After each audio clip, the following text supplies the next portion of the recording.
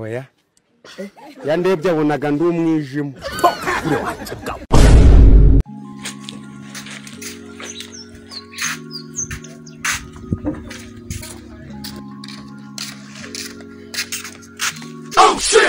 Yes. ariko reka nkubaze hejuru y'inkoko yanjye kuko ni ibingibi nkoreye Ihangane dore gutya ngewe nibwo ni ihangane koko njye utayihanganiye ariko iyo nkoko mbaza iyo nkoko ni nyarubanza ki njye nazanye inkoko ngo hano ngo isake yawe yibangurire nasize amwibwiriye ngo inkoko yawe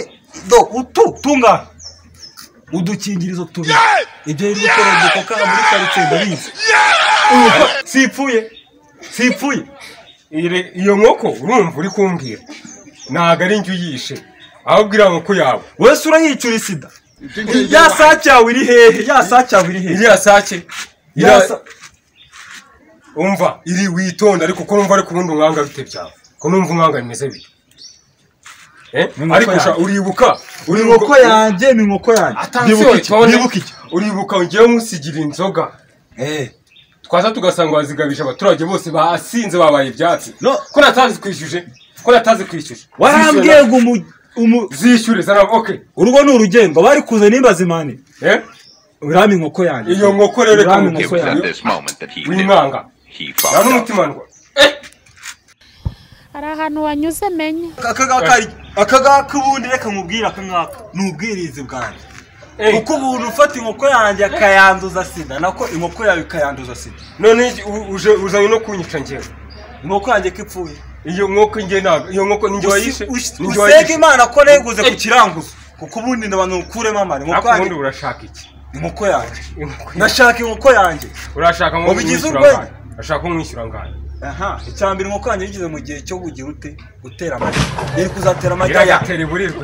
iriya nkoko y'amaheru iri y'amafuti n'iri kuza ucisha uko uri muri ako y'amafuti nkoko isake yawe niyishimishije ubundi iyo umuntu aguze indaya arayishyura inkoko reka mubwire njyewe urame inkoko yanjye noneho urame inkoko yanjye witonde urame inkoko yanjye ariko iyo nkoko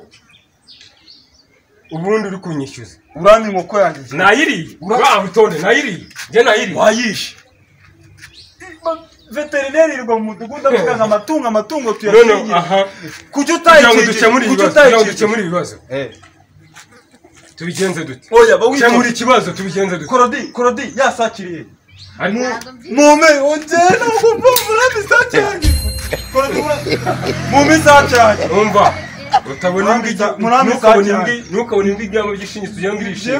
utabona se ukagira murami sakyange cyangwa ibatu murami sakyange ariko urashaka ko mwishyura ngana urami ibihumbi 600 ibihumbi 6 amagi 50 igirigeze kuranga ni igisabo ndi gukosha cyane igisabo urami inkoko yanjye nta kindi ni umuceri ngo nashyira mu ziko ndagwibumbi 4 nubya nakubundi uzi ko ari mbere uretse sha 4 n'ibyo gishyira hafi nacyo ndakijyana ntabwo ntwaye byose ku gikombe nacyo ndakijyana inkoko se risumba ndagwibumbi 3 ibyo 3 se ibihumbi 3 oya ntabwo byemera none kuko singi wayishe kandi rasake uzanaperereza iriya sake abantu bose barayizera ndagwibumbi 3 umugusha inkoko ibihumbi 3 umugusha inkoko ariko iyo sake ruta inzoga zanjye ngo sadakira Rwanda hariya urabyibuka we reka nacyo ndagwibumbi 3 ubyange ntubyanga ujye kwiyahura mudugudu waje mbarago toka ngo muneko abaturage toka umubyibuho ni inkoko yanjye igikari inkoko yanjye yababa we ukugenda umuntu akigumiramo ririya shamba ndarigurisha ko yanjye jewe inkoko yanjye hata mshora mwaziribu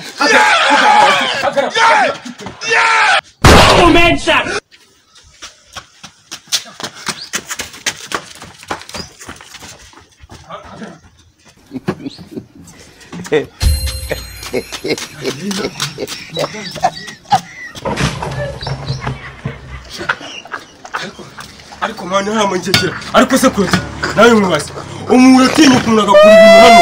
ureba ukamwihorera ariko uriramukekera ariko nyifasha niko uriya muginga nkimufata nzahita mwemeza mwihorere ariko rero nawe ndakugaye ungahitise uritora nasoni umuntu agakura amasafuriya amajerekani hano akayatwara ureba namo kuvuza induru mwapfuye inkoko kandi ngiye tegeko ariko mureka ariko uriya nanye nayimbwa ihorere buri